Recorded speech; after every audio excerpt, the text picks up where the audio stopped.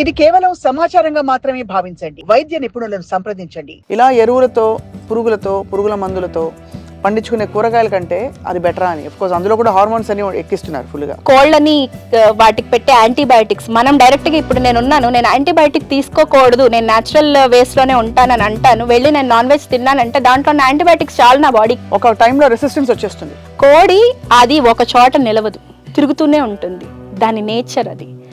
దాన్ని మనం ఒక చోట పెట్టేసి బంధించేసేసి ఇప్పుడు దానిలో రిలీజ్ అయ్యే హార్మోన్స్ ఎలా ఉంటాయి? ఇప్పుడు నేను బయట తిరిగేదాన్ని, ఈ రూమ్ లో నన్ను ఇలాగే కొన్ని నెలల పాటు పెట్టేస్తే ఏమవుతుంది? దుఃఖం, బాధ పెరుగుతాయి. అందుకనే నాన్ వెజ్ తిన్న వాళ్ళకి ఫైట్ ఆర్ ఫ్లైట్ అవుతుంది. ఎలక్ట్రో హోమియోపతి ఎలాంటి కండిషన్స్ కి బాగా పనిచేస్తుంది? మనకి ఆహారం ఎలాంటి కండిషన్స్ కి పనిచేస్తుంది అంటే మనం బాగా ఉండడానికి పనిచేస్తుంది. The same way electro homeopathy కూడా ఆహారమే.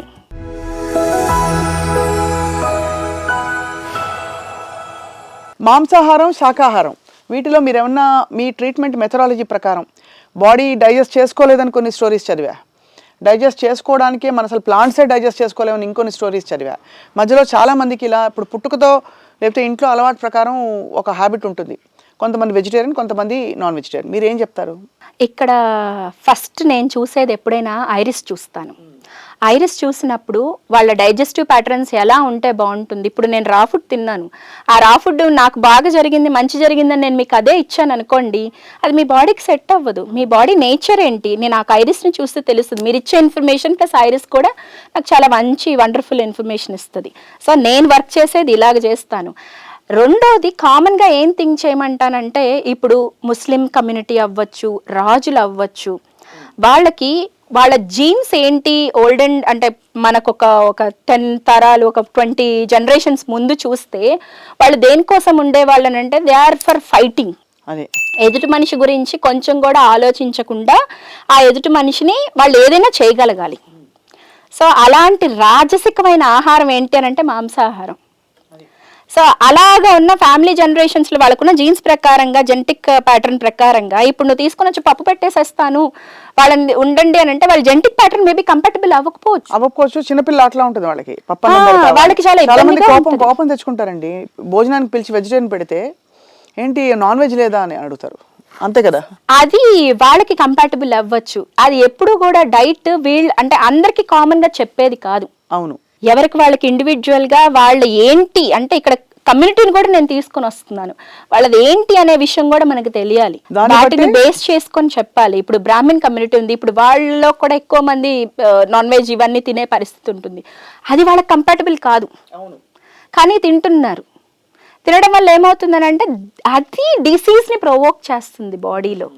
అర్థం కాని ఒక విషయం మనం ఇంట్రడ్యూస్ చేసాం బాడీలో, అంతే. కొన్నేళ్ల తర్వాత కొన్ని జనరేషన్స్ నుంచి దానికి పాపం అలవాట్లేదు కదా, తెలియదు అదేంటో. మేబీ ఇంకొక 3-4 జనరేషన్స్ తర్వాత వాళ్ళకి సెట్ అవ్వచ్చు. ఎందుకంటే ఇప్పుడు ఇంకా కొన్ని ఏళ్ల తర్వాత ఏవి లేవు కదా అంటే ఇప్పుడు చాలా మందికి డౌట్ అండి, ఇలా ఎరువులతో, పురుగుల మందులతో పండించుకునే కూరగాయల కంటే అది బెటరా అని. కోర్స్ అందులో కూడా హార్మోన్స్ అని ఎక్కిస్తున్నారు ఫుల్గా. రీసెంట్ రీసెర్చ్ ఏంటి అని అంటే వరల్డ్ లోనే ఇండియా 2nd పొజిషన్ లో ఉంది. కోళ్ళని వాటికి పెట్టే యాంటీబయాటిక్స్ మనం డైరెక్ట్గా ఇప్పుడు నేను యాంటీబయాటిక్ తీసుకోకూడదు, నేను న్యాచురల్ వేస్లోనే ఉంటానని అంటాను, వెళ్ళి నేను నాన్ వెజ్ తిన్నానంటే దాంట్లో ఉన్న యాంటీబయాటిక్స్ చాలు నా బాడీ. అంతే, ఒక టైంలో రెసిస్టెన్స్ వచ్చేస్తుంది.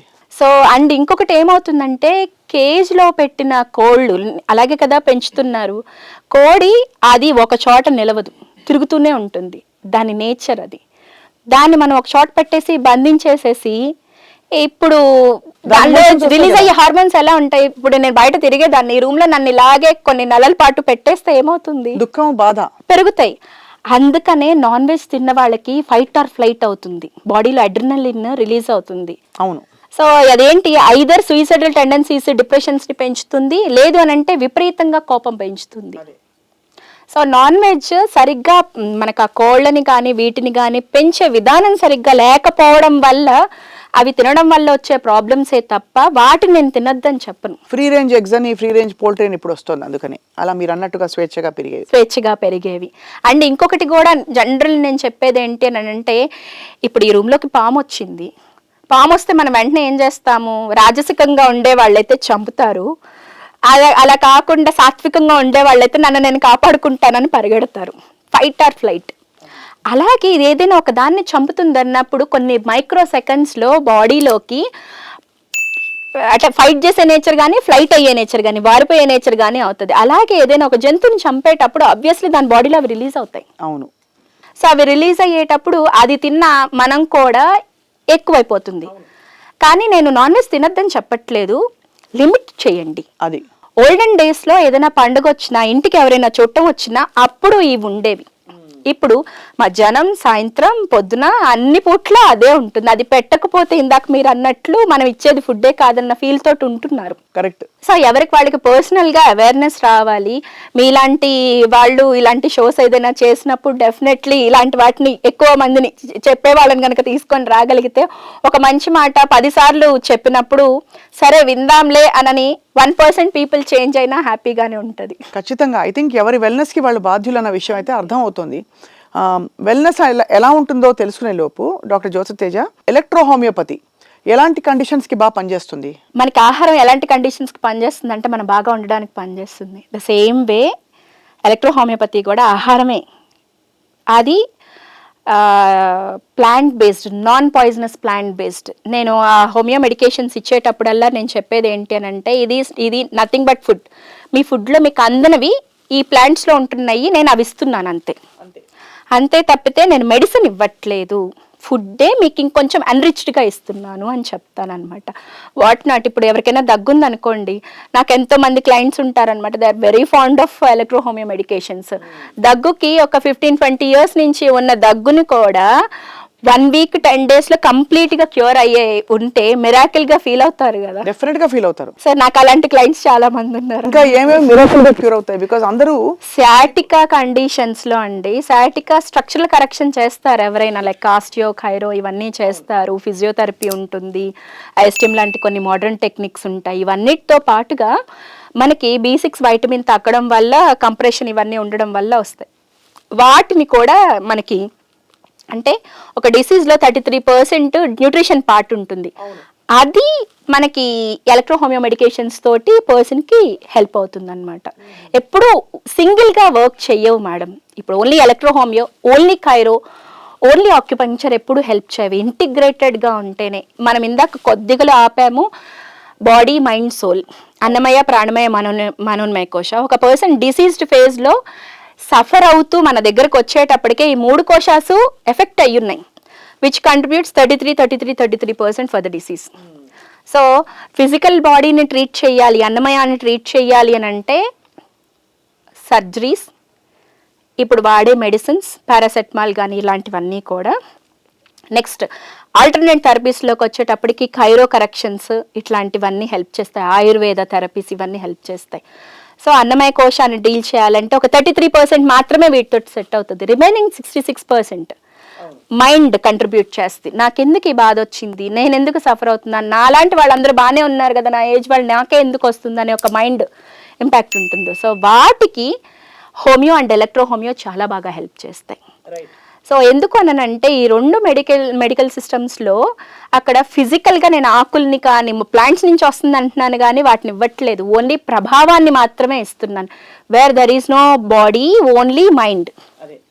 సో అందువల్ల ఎలక్ట్రో హోమియోపతి ఆర్ హోమియోపతి వీటికి బాగా పనిచేస్తుంది అనమాట, which is the mind part contributing disease, whatever the disease is.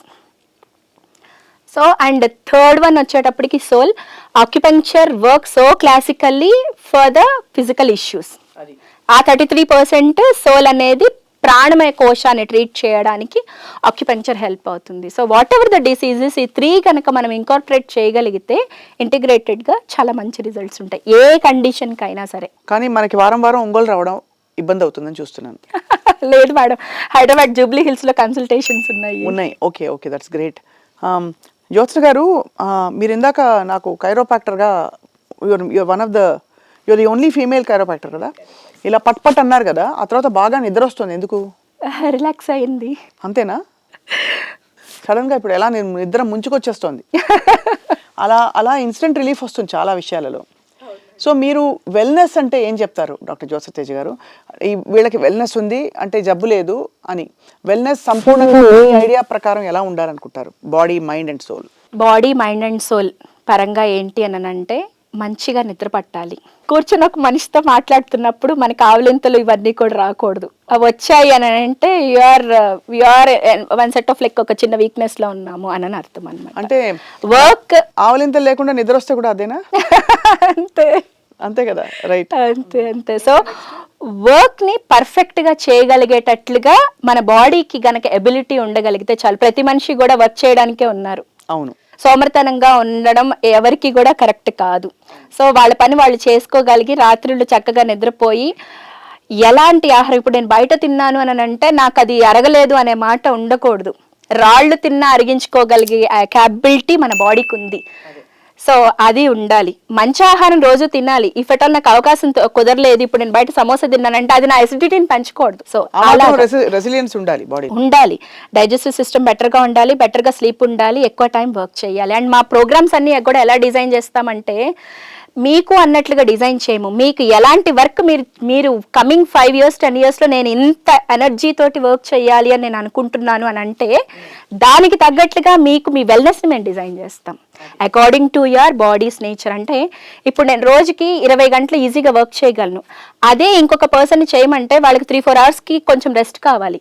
That is their body nature. వాళ్ళకి తగ్గట్లుగా డిజైన్ చేయలేదు అని అంటే వాళ్ళ పెర్ఫార్మెన్స్ బెటర్గా ఉండదు. సో చాలా మంది అనుకునేది ఏంటనంటే, ఎక్కువ మంది పీపుల్ అనుకునేది ఏంటంటే, నేను ఇంతసేపు చేస్తున్నాను, మోస్ట్ ఆఫ్ ద బాస్ ఇదే ఫీల్ అవుతారు, నేను ఇంతసేపు చేస్తున్నాను, నా సబార్డినేట్ వీళ్ళు ఎందుకు చేయలేకపోతున్నాను, వాళ్ళు అరిచే దాంట్లో కూడా ఉంటుంది. That body nature is different. So మా దగ్గరికి తీసుకొని వచ్చినప్పుడు ఏమవుతుందనంటే వాళ్ళ బాడీ నేచర్ ఏంటనేది డిజైన్ చేస్తాం. దీనికోసమనే పేరెంట్స్కి చెప్తాం మేము ఎక్కువ కౌన్సిలింగ్. ఎందుకంటే నెక్స్ట్ జనరేషన్ అంతా కూడా అంత బెటర్ బాడీ ఉండట్లేదు పిల్లలకి. ఇప్పుడు 10 years 12 years ఉన్న పిల్లలు కమింగ్ ఇయర్స్లో more cancer prone, more cardiac issues prone ఉంటుంది. చాలా సిచ్యువేషన్స్ అయితే జనరేషన్స్ మారుతున్న కొద్దీ ఐ థింక్ ఈ జనరేషన్ తో కొద్ది గొప్ప హోప్ తగ్గిపోతుంది ఇంకా. అవును. So no your kids body. So దానికోసమనే ఐరిస్ అనాలిసిస్ అనేది చాలా వండర్ఫుల్ గా హెల్ప్ చేస్తుంది. What are the limitations, what are the dos and don'ts of the baby అని తెలిసిపోతుంది. సో అది మనకి ఐరిస్ అనాలిసిస్ తోటి చాలా వండర్ఫుల్ గా తెలుస్తుంది. అవకాశం ఉన్నట్లయితే, అవకాశం ఇచ్చినట్లయితే స్కూల్లో నేను ఎన్నో ప్రోగ్రామ్స్ చేయడానికి చూస్తున్నాను. రేడ్ అనాలిసిస్ అనే ఒక నేమ్ తోటి. అంటే రేడ్ అనాలిసిస్ ఎంటైర్లీ డిఫరెంట్. ఏంటంటే ఇప్పుడు నేను మా ఇంట్లో ఫస్ట్ ఆడపిల్లని, నాతోటి నా తండ్రి ఇలా ఉండాలి, నా తల్లి ఇలా ఉండాలి అనేది గనక వాళ్ళకి తెలిసి కరెక్ట్గా గనక పెంచగలిగితే, ఇప్పుడు నా తర్వాత తమ్ముడు ఉన్నాడు, మా తమ్ముడికి నేను అక్కన అవ్వడం వల్ల నేను ఎప్పుడు కూడా మదర్ లాగే బిహేవ్ చేశాను నా తమ్ముడికి. న్యాచురల్. సో ఈ న్యాచురల్ వీటికి అక్క ఓవర్గా తన మీద కేర్ తీసుకోవడం వల్ల ఆ తమ్ముడు అనేవాడు ఎలా ఉంటాడు అని అంటే ఎవరైనా సరే ఎక్కువ కేర్ తీసుకుంటే వాళ్ళ వైపుగా ఇంట్రెస్ట్ చూపిస్తారు అన్నమాట. ఓహో, అర్థమైంది. అంటే చైల్డ్హుడ్ ప్యాటర్న్స్ మీద మనం గనక వర్క్ చేయగలిగితే ఇలాంటి లైక్ ఓవర్ కేరింగ్ అక్క దగ్గర నుంచి తప్పించడం కూడా చాలా ఇంపార్టెంట్ తమ్ముడికి. అవును అవును అవును. ఎందుకంటే తను ఓన్ గా తను ఫ్లరిష్ అవ్వగలగాలి. సో దానికి పేరెంట్స్ యొక్క రోల్ చాలా ఉంటది. ముందు తెలిస్తే అదే అంటారు కదా, సామెత ఉంది ఏదో ఆయనే ఉంటే అని. బట్ ముందు అసలు ఇది సరిగ్గా తెలియాలంటే ఇలాంటి ఉంటుంది అనేది తెలియాలి. So we called it as birth orders rayid analysis అన్నమాట. Birth orders rayid analysis, RAYID rayid analysis.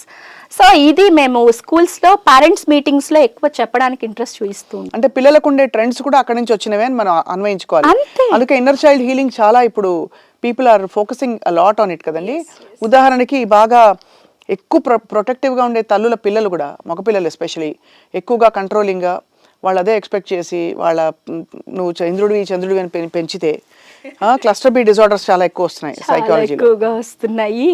So వాళ్ళ మ్యారేజ్ లో కూడా చాలా ఇష్యూస్ ఉంటున్నాయి, లాయర్స్ కి ఎక్కువ పనులు ఉంటున్నాయి. అది ఎంత హాలిస్టిక్ గా ఉంది డాక్టర్ జ్యోతి తేజ మీ approach towards life and wellness and healing.